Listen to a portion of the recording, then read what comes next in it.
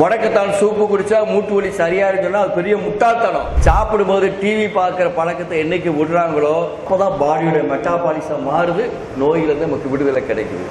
வரும் ஆனால் வராது. இப்படி பஞ்சாயத்து பாத்ரூம்ல ஓடிட்டு இருந்தா உங்க வீட்டுக்கு ஆரோக்கிய தேவதையா வருவா? கழிவு தேக்கமே நோய், கழிவு நீக்கமே ஆரோக்கியம். ஃபாஸ்டா போய் சேர்றதுக்குன்னே கண்டுபிடிக்கப்பட்ட ஃபாஸ்ட் ஃபுட். அப்போ அள்ளி திங்கிற எல்லாருமே அல்பாயுசு போடுறாங்கன்னா என்ன அர்த்தம்? அவங்களுக்கு சக்கரை வியாதி வரப்போகுதுன்னு அர்த்தம். நீங்கள் ஃபிசிக்கலாக நல்லா இருந்தால் தான் மென்டலி நீங்கள் நல்லா இருப்பீங்க. மென்டலி நீங்கள் நல்லா இருந்தால் தான் உங்களுக்கு நல்ல ஃப்ரெண்ட்ஷிப் கிடைக்கும்.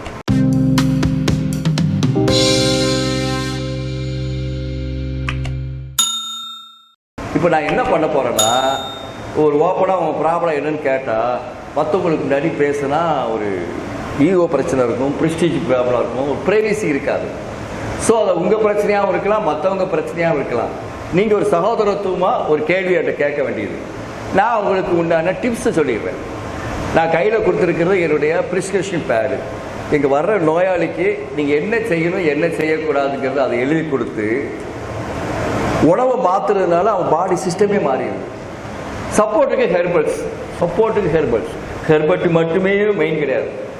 முடக்கத்தான் சூப்பு குடிச்சா மூட்டு வலி சரியா இருக்குன்னா அது பெரிய முட்டாள்தனம். அந்த புளிக்குழம்பு ஊறுகாய ரசத்தை விட்டுட்டு சாப்பிடும்போது டிவி பார்க்குற பழக்கத்தை என்னைக்கு விடுறாங்களோ, என்னைக்கு சீனி காப்பியை விட்டுட்டு கருப்பட்டி காப்பிக்கு மாறுறாங்களோ, என்னைக்கு காலில் கொஞ்சம் புத்துமண் எடுத்து பூசணும், இல்லைன்னா சூரிய வெளிச்சத்தையாவது காலை அரை மணி நேரம் வச்சு வைட்டமின் இ ஸ்டோர் பண்ணுறாங்களோ அப்போதான் பாடியோட மெட்டாபாலிசம் மாறுது, நோயிலிருந்து நமக்கு விடுதலை கிடைக்குது.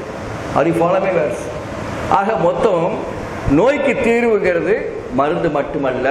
மருந்தென வேண்டாமாம் யாக்கைக்கு, அருந்தியது அற்றது போற்றி உனி. என்ன அர்த்தம்? தமிழ் டீச்சர் யார் இருக்கீங்களா?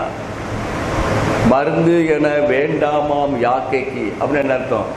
மருந்து என வேண்டாமாம் யாக்கைக்கு, இந்த உடம்புக்கு தேவையில்லை. எப்போ? அருந்தியது அற்றது போற்றி உண்மை. அருந்தியது என்பது சாப்பிட்டது, அற்றது சாப்பிட்டு செய்யற மாதிரி கீழே அத்து போய் விழுந்த பிறகு தான் அடுத்தது திங்கணும். அத்து போய் விழுகிற நேரத்தில் 2 பாத்ரூம் ஃப்ரீயான பிறகு தான் சாப்பிடணும். 3 நேரம் திங்கிறோம். பெரிய குடும்பம், ஒரு நாளைக்கு டெய்லி ஒரு ட்ரிப்பு பாத்ரூம் போகிறவங்க தான் ஜாஸ்தி. 3 நேரம் திட்ட மினிமம் 2 டைம்ஸ் போகணும் தான் சார் நினைக்கிறேன். வச்சுக்கிட்டா வஞ்சகம் பண்ணுறேன், வந்தா தானே போவேன், வரும் ஆனால் வராது. இப்படி பஞ்சாயத்து பாத்ரூமில் ஓடிட்டு இருந்தா உங்கள் வீட்டுக்கு ஆரோக்கிய தேவதையாக வருவா? டாக்டர் தான் வருவார், மாதிரி வருவார். குறுக்கு வலிக்கும். ஏன்? சரியா 2 பாத்ரூம் போகாட்டான். குறுக்கு வலிக்கு மரியாதைக்குரிய டாக்டர்கிட்ட போனா அவர் ஒரு குறுக்கு வழியை காட்டுவார். ஒரு ஸ்கேன் எடுத்து பார்த்துருமா, L5 L6 ஏதாவது ஒரு இம்பேலன்ஸ் இருந்தா இட் மே பி ஸோ எடுத்துருவோன்னு சொல்லி அவங்களுக்கு உண்டான ஒரு மாமூல் ஏதாவது ஒன்று இருக்கும். இதுக்காக கூட உங்களுக்கு ட்ரீட்மெண்ட்டை வேற பக்கம் திசை திருப்பலாம். அதே கரெக்டாக இருக்காது. ஆனால் நேச்சுரலாக என்ன சொல்லுது? What is the root cause of the problem? குறுக்கு வலிக்கு முக்கிய காரணம் என்ன? சரியா டெலிவரி ஆகாதான். நல்லா பாருங்க, 2 பாத்ரூம் போயிட்டு வந்தோன்னே அப்பாடா நல்லா ரிலாக்ஸ், முகத்தில் அப்படி ஒரு 1000 வாட்ஸ் பல்பு எரிஞ்ச மாதிரி இருக்கும். ஏன்னா அவுட்புட் ஒன்றும் வேண்டாம். நீங்கள் யூரின் போன பிறகு you are feeling your self very nice. அது வரைக்கும் ஸ்டோர் பண்ணியிருந்தாங்க, ரிலீஸ் ஆனவொடனே ஆரோக்கியம். ரிலீஸ் எல்லாம் ஆரோக்கியம் தான். பீரியட்ஸ் கஷ்டப்பட்டு வராமல் இருந்தால் கஷ்டம். 3 நாள் நல்லா ஃப்ளோ ஆகிட்டுனா ஆரோக்கியம். 1 நாள் தான் படுது, 1.5 நாள் தான் படுதுன்னா அவங்களுக்கு கருமுட்டை வளர்ச்சி இல்லை, இல்லை அங்கே PCOD ஏதோ பிளாக் ஆயிடுச்சுன்னு அர்த்தம். அவன் கரெக்டாக இருந்தாங்க. அப்போ யூரினும் பன்னீராக போகணும், 2 பாத்ரூம் ஃப்ரீயாக இருக்கணும், பீரியட்ஸும் கரெக்டாக இருக்கணும், கண்ணில் பூளையும் கரெக்டாக வரணும், மூக்கில் சளியும் கரெக்டாக வெளியேறணும். அப்போ கழிவு நீக்கமே ஆரோக்கியம், கழிவு தேக்கமே நோய். சொல்லுங்க. கழிவு தேக்கமே நோய், கழிவு நீக்கமே ஆரோக்கியம். கழிவுகள் ஏன் தேங்குகின்றன அப்படின்னு பார்க்கும்போது உங்களுக்கு ஒரு விஷயத்தை அடிப்படையாக சொல்லி தந்துடுறேன். ஃபுட்டை 2 பிரிவாக பிரிக்கலாம். Acidity food, alkaline food.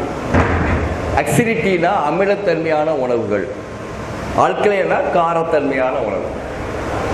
இப்போ புளிக்குழம்பு, ஊறுகாய், ரசம், சில்லி சிக்கன், பள்ளி சிக்கன், சமோசா, பப்ஸு, சிப்ஸு, இந்த மாதிரி ஆயிலி ஃப்ரைடு, ஆயிலை கெடுக்கக்கூடிய ஃபாஸ்ட் ஃபுட் ஐட்டங்கள், ஃபாஸ்ட்டாக போய் சேர்றதுக்குனே கண்டுபிடிச்சிருக்காங்க. ஃபாஸ்ட் ஃபுட்டு ஃபாஸ்ட்டாக போய் சேர்றதுக்குனே கண்டுபிடிக்கப்பட்ட ஃபாஸ்ட் ஃபுட்டு. இந்த மாதிரி நெகட்டிவான அசிடிட்டி ஃபுட்டு வயிற்றுக்குள்ளே தங்கி புளிச்சு கேஸ்ட்ரிக்ஸ் பெர்மிட்டேஷன் ஆகும். அந்த கேஸ் பெர்மிட்டேஷன் ஆகும்போது குறுக்கு வலிக்குது. இதே தொடர்ந்ததுன்னா அந்த வாயுவே வாத நீராக மாறி குதிங்காலில் நீர் கோர்க்குது, கெண்டச்சதையில் நீர் கோர்க்குது. அப்போ கழிவு தேக்கம். புரியுதா? ஒரு பாலாக குடிக்கிறீங்க, ஒரு ஸ்வீட்டாக சாப்பிட்றீங்க, உங்கள் பிள்ளைக்கு சளி பிடிச்சிக்கிறது. மரியாதைக்குரிய டாக்டர் என்ன செய்யறாரு, ஒரு அமுக்கபிள் ட்ரீட்மெண்ட் வச்சிருக்கிறாரு. ஒரு இன்ஜெக்ஷன் போட்டவுடனே அந்த சளி ட்ரை ஆகிடுது. அப்போ ஒரு நோய்க்கு ஒரு வைத்தியம் பார்த்த மாதிரி அந்த ட்ரை காஃப் ப்ரொமோஷன் ஆகிடுது. ரொம்ப நாள் தொடர்ந்து ட்ரீட்மெண்ட் எடுத்துகிட்டே இருந்தீங்கன்னா அது ஆஸ்துமாவை கூட ப்ரொமோஷன் ஆகிடும். ஆக மொத்தம் ஒரு நோய்க்கு வைத்தியம் பார்த்தா ஒரு நோய் போனஸாக கொடுக்குற வாய்ப்பு நவீன மருத்துவத்தின் அட்டகாசம். எல்லா டாக்டரும் அப்படி சொல்ல முடியாது. ஜஸ்ட்டு ஒரு 90% டாக்டர்ஸ் அப்படி இருப்பாங்க. ஜஸ்ட்டு அப்போ உங்களை நீங்களே காப்பாற்றிக்கிறது எப்படி? அப்போ ஏன் உடம்புல கழிவு நீக்கம் சரியாக நடக்குதா? இந்த வீடு ரொம்ப அழகாக இருக்கு, ஆனால் ஒரு 3 நாளைக்கு 2 நாளைக்கு ஒரு வாட்டியாவது க்ளீன் பண்ணிகிட்டே இருந்தால் தான் அந்த வீடு பார்க்க லட்சணமாக இருக்கும், ஆரோக்கியமாக இருக்கும். இதே மாதிரி நம்ம உடம்புல கழிவு ஒழுங்காக நீங்குதானா? முதல் கேள்வி, ஒரு கேள்வி கேட்குறேன். 2 times 2 பாத்ரூம் போகிறேன்னு சொல்கிறவங்க கை தூக்குங்க. 1 2 3 4 5 கிட்டத்தட்ட 25% தான். 3 நேரம் தின்னா 2 நேரம் வருது, மற்றவங்களுக்கு வரலை. அவங்க என்ன செய்வாங்க? பேதிக்கு மாத்திரை சாப்பிடணுமா? அது வேறு வியாபாரம். கடுக்காய் சாப்பிடணுமா? அதுவும் ஒரு பிஸ்னஸ். நாட்டில் எல்லாரும் கடுக்காய் தின்னா 2 பாத்ரூம் போயிட்டு இருக்கா? நல்லா வர சாப்பிட்டா சூப்பராக வெளியே போகும். இருக்கா வாழ்க்கை போல தின்னுட்டா இருக்கணும், உணவே மருந்து. அப்போ வா வலிக்கு இயற்கைக்கு, இயற்கை என்ன சொல்லுது? இப்போ அந்த 20% ஆரோக்கிய தேவதைகளுக்கு வணக்கம், 80% பாவப்பட்ட பேஷண்ட்டுகளுக்கு ஒரு ஐடியா கொடுப்போம். பாவப்பட்டவங்க இனிமேல் இன்னொரு டாக்டரை பார்த்து இவங்களுக்கு தான் குறுக்கு வழி வரும். இவங்களுக்கு சரியாக 2 பாத்ரூம் போகாதவங்களுக்கு தான் இவங்களா பரவாயில்ல ஒரு நேரம் போகிறாங்க. நீங்கள் எத்தனை நேரம் போகிறீங்கம்மாண்ணே? 2 times போகிறீங்களான்னு ஒரு வேகமாக ஒரு லைனஸ் கிளப்பில் கேட்டுட்டேன். அந்த அம்மா எஸ் சார், நான் வீக்லி 2 times டெஃபினட்டாக போயிடுறேன். அது வீக்லி 2 times போகுது. அப்போ என்ன அர்த்தம்? அது மொபைல் செப்டி டேங்காகவே தெரிஞ்சிருக்கு, நடமாடும் செப்டி டேங்க். இதுக்கு தான் ரொம்ப பவுடர் போட்டுட்டு தெரியும், சென்ட்டு சவாலாக போட்டுட்டு இருக்குது. ஏன்னா பேட் ஸ்மெல் வெளியே தெரிஞ்சிடக்கூடாதுல்ல. மேக்கப் அவங்களுக்கு தான் ரொம்ப தேவைப்படும். முகத்தில் இறுக்கம் இருக்கும், அவங்களுக்கு ரத்தம் கெட்டு போகுது மலம் தங்கி இருப்பதுனால். அப்போ மலத்தை வெளியேற்றணுங்கிறது தான் ஃபஸ்ட்டு கான்செப்ட். மலத்தை வெளியேற்றணும்னா நீங்களுடைய பேசிக்காக மருந்து மருந்து மருந்துன்னு போகாமல் உங்கள் டயட் ஸ்டைலை மாற்றுங்க. அப்போ டயட்டில் என்ன தப்பு இருக்கும் ஒரு கேள்வி கேட்டால், அவங்ககிட்ட கேள்வி கேட்டால் அவங்க வரக்கூடிய பதில் இதுதான். மொத்தமாக கேட்க கஷ்டமாக இருக்குது. அவங்க சாப்பிடும்போது வேகமாக சாப்பிடுவாங்க, டபக்கு டபக்கு டபக்குன்னு டாக் ஸ்டைலில் சாப்பிடுவாங்க. 2வது லேட் நைட் சாப்பிடுவாங்க. 10 மணி 11 மணிக்கு சாப்பிட்றது. லேட்டாக சாப்பிட்ற ஃபுட்டு டைஜஸ்ட் ஆகாது. எப்படின்னா நீங்கள் தூங்கும்போது உங்கள் ஜீரண உறுப்பும் தூங்கிடும், நடக்கும், ஆனால் அவ்வளோ கரெக்டாக இருக்காது. அப்போ நீங்கள் லேட்டாக சாப்பிட்ற உணவு வயிற்றுக்குள்ளே தங்கி புளிச்சு கேஸ் பெர்மிட்டேஷன் ஆகி 2 பாத்ரூம் டைட் ஆகிடுது. அதுமே கரெக்ட். அடுத்து பேசிக்கிட்டே சாப்பிட்றது. நம்ம கிராமத்தில் ஒரு கலாச்சாரம் இருந்துச்சு. ஏய் அறிவு இருக்கா? சாப்பிடும்போது பேசிட்டு இருக்க, ஏய் பெருசு எல்லாம் எங்களுக்கு தெரியும், வயிற்றுக்குள்ள போகுதுன்னு இன்னைக்கு பேரன் பேசுவான். ஆனால் என்ன விஷயம்னா, சாப்பிடும்போது பேசுனா புறை ஏறிங்கிற மாதிரி நீங்கள் நினைக்கிங்க. அதை விட ஒரு டெக்னிக்காக ஒரு ஃபால்ட் நடக்கும்.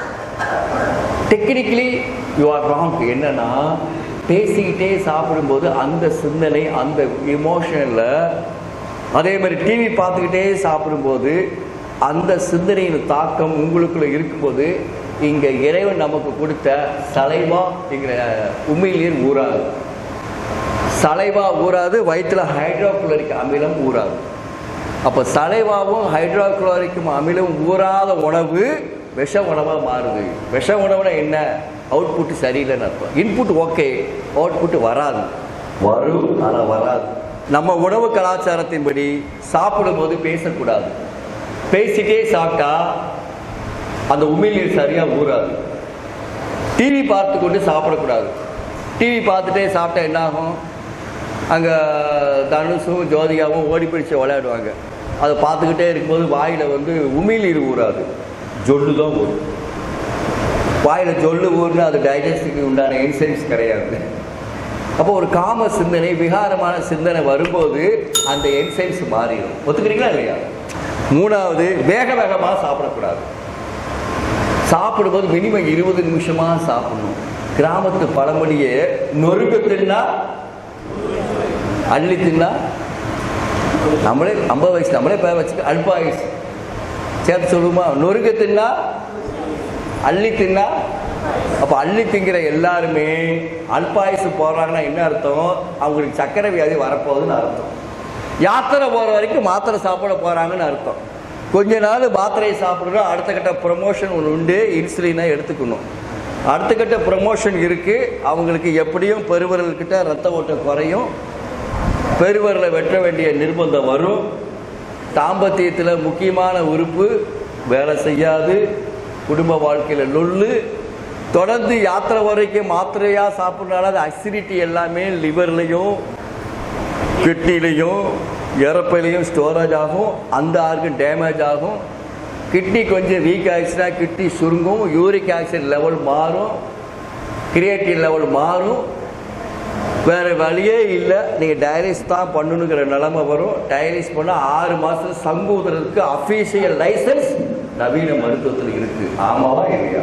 இல்லை ஓவராக பில்டப் பண்ணுறேன்னா அது பேர் வியாபார தர்மம். நமக்கு வியாபாரம் வேண்டாம், வைத்திய தர்மம். எங்கேயோ இருக்கிற நான் உங்களை நேசிக்கிறேன், உங்களுக்கு இந்த விஷயம் கிடைக்கணுங்கிறது இறைவனுடைய விருப்பம். இன்னைக்கு முடிவு பண்ணுங்க. பிள்ளைங்க டிவியை பார்த்துட்டு எப்போ நீ போர் அடிக்க சொல்றியோ அப்போ ஆஃப் பண்ண பிறகுதான் நீங்கள் சோத்த பிள்ளைக்கு போட்டிங்கன்னா உங்கள் பிள்ளைய ஆரோக்கியமாக வளர்க்குறீங்க அர்த்தம். இல்லாட்டி நீங்களும் ஒரு சூனிய தேவைன்னு அர்த்தம். அது பேச்சு வந்துச்சு. அவர் ஏதாவது கோளாறு சொல்லுவார், டிவி பார்த்துட்டே சாப்பிட்டா சொல்ல மாட்டார். ஆத்துக்காரர் தொந்தியும் தொப்பையுமா இருக்கார். What is the root cause of தொந்தி தொப்பை? நொறுக்க சாப்பிடலை, டிவி பார்த்துட்டே சாப்பிட்றாங்க, வேக வேகமாக சாப்பிட்றாங்க, ராத்திரி லேட்டாக சாப்பிட்றாங்க. சாப்பிட்ட உடனே ஒரு 1/2 மணி நேரத்தில் தாம்பத்தியம் இருக்கும். 10 மணிக்கு சாப்பிட்டா 10:30 மணிக்கு தாம்பத்தியம். தாம்பத்தியம் நடக்கும்போது என்ன நடக்கும்? ரத்த ஓட்டமெல்லாம் ஆண் உறுப்பை பெண் உறுப்பை நோக்கி போகும், வயிறு ட்ரை ஆகிடும், இன்டைஜஷன் ஆகிடும். ஆகையினால தான் சொல்கிறேன், தாம்பத்தியத்துக்கும் உணவுக்கும் மினிமம் 3 மணி நேரம் இடைவெளி இருக்கணும். அதான் பாருங்க, புது மாப்பிள்ளையை பார்த்தோன்னே பாருங்க நல்லா முழுக்கு முழுக்குன்னு இருப்பாங்க. என்னடா நீ திடீர்னு குண்டாயிட்டாங்கன்னா மாமனார் பூரிப்புன்னு கிடையாது. சாப்பிட்டோன்னே தாம்பத்தியம் நடக்கக்கூடிய ஒரு தவறான உணவு கலாச்சாரம். அதை அவர் யாருக்கும் புரிய வைக்கல. அதனால தான் பாருங்க உடனே குண்டு அடிச்சிருப்பாங்க. ஸோ உணவுக்கும் தாம்பத்தியத்துக்கும் இடைவெளி, அது ஒரு உணவு கலாச்சாரம். வேக வேகமாக சாப்பிடாதீர்கள், பேசிக்கிட்டே சாப்பிடாதீங்க. எல்லாம் கேட்க நல்லா தான் சார் இருக்கு, நடைமுறைக்கு சாத்தியமா அப்படின்னு கேள்வி வந்தால் நீங்கள் முதல்ல பேச வேண்டிய விஷயம், நீங்கள் ஃபிசிக்கலாக நல்லா இருந்தால் தான் மென்டலி நீங்கள் நல்லா இருப்பீங்க.